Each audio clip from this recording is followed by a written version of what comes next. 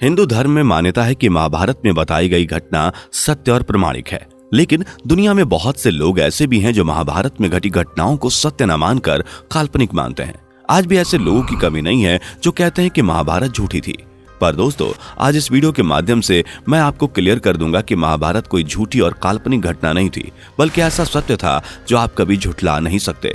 आज हम आपको कुछ पुरातात्विक और वैज्ञानिक सत्य के आधार पर यह साबित कर देंगे और उन लोगों का मुंह बंद कर देंगे जो इस घटना को झुठलाते हैं।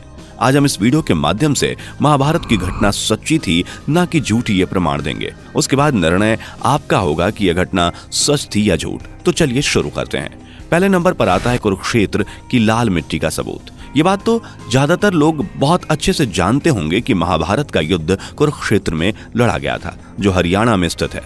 ये कोई साधारण युद्ध नहीं था। ये युद्ध था बहुत ही भयानक और दर्दनाक, जहां खून की नदियों ने यहाँ की मिट्टी को लाल कर दिया, जिसका सबूत आज भी यहाँ की मिट्टी का लाल पाया जाना है। साथ ही जब यहाँ की मिट्टी की जांच की गई और कुछ पुरातात्विक विशेषज्ञों की टीम यहाँ पहुंची तो यहाँ की मिट्टी की खोदाई की गई, जिससे यहाँ बहुत सारे औजार, हथियार, तलवार, लोहे से बने तीर और भाले मिट्टी में गड़े हुए पाए गए। जिनकी जांच की गई तो पता चला कि औजार 2800 ईसा पूर्व के हैं, जो महाभारत के समय से मिलते जुलते हैं।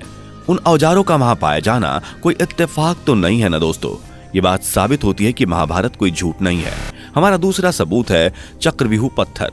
हिमाचल प्रदेश के हमीरपुर जिले के 16 सिंगी धार के नीचे बसा राजनौड़ गांव एक ऐतिहासिक स्थल के नाम से मशहूर है। प्रचलित मान्यताओं के अनुसार पांडव अज्ञातवास के दौरान यहाँ रुके थे। अज्ञातवास के दौरान अर्जुन ने यहाँ पर चक्रव्यूह का ज्ञान प्राप्त करने पर उसे पत्थर पर उकेरा था, जो आज भी मौजूद है।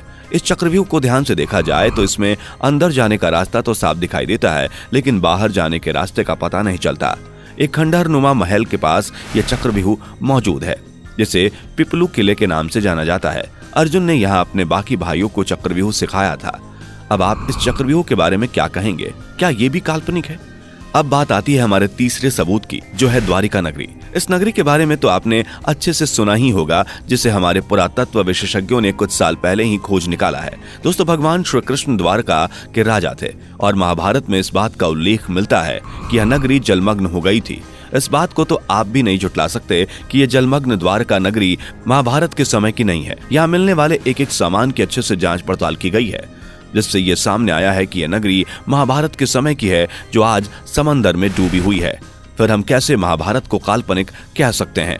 आइए अब बात करते हैं चौथे नंबर के सबूत की, जो है केदारनाथ और पशुपतिनाथ का मंदिर। दोस्तों, जब महाभारत का युद्ध हुआ उस समय लाखों लोगों की जान गई थी, जिसके कारण भगवान शिव पांडवों से नाराज हो गए थे और उन्होंने सोच लिया कि वो कभी इन पांडवों को दर्शन नहीं देंगे। जब पांडव भगवान शिव के दर्शन के लिए काशी विश्वनाथ गए, तब शिव जी को पता चल गया कि पांडव आ रहे हैं, तो वो वहां से अदृश्य हो गए।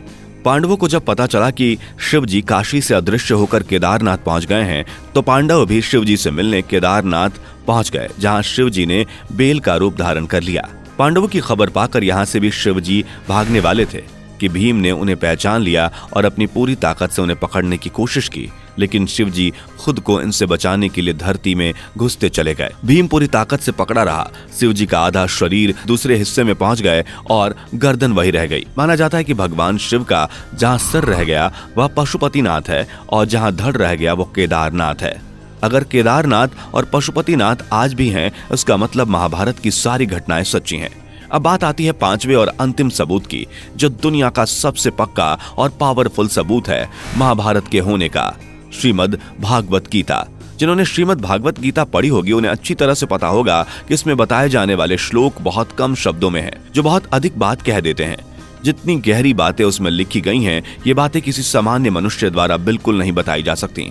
आज मानव सभ्यता बहुत विकसित हो चुकी है, लेकिन आज भी गीता में जो ज्ञान है वो अकल्पनीय है और अद्वितीय है, जिसे एक सामान्य व्यक्ति का दिमाग नहीं सोच सकता। ये कोई महान पुरुष या भगवान ही कह सकते हैं। और यह इस बात का सबूत है कि भगवान श्री कृष्ण थे और उन्होंने गीता का वाद संवाद अर्जुन के साथ किया, तो इसलिए अर्जुन भी थे, और अर्जुन थे तो फिर पांडव भी थे, और पांडव थे तो फिर महाभारत भी हुआ था। उम्मीद है दोस्तों कि आपके सवालों के जवाब आपको मिल गए होंगे और आप हमें महाभारत से जुड़े हुए और प्रश्न जरूर कमेंट बॉक्स में पूछें ताकि आपके दिमाग में चल रहे उथल पुथल को हम अच्छे से क्लियर कर सकें। वीडियो अच्छी लगी हो तो लाइक करें, सब्सक्राइब करें और वीडियो को शेयर करना ना भूलें। ये हमारे धर्म से जुड़ी हुई बातें हैं जिन्हें जानना हमारे लिए बहुत गर्व की बात है। तो देखते रहिए हमारी वीडियो ताकि ऐसी ही रोचक बातें हम आपको बताते रहे और आपके ज्ञान को बढ़ाते रहें। धन्यवाद।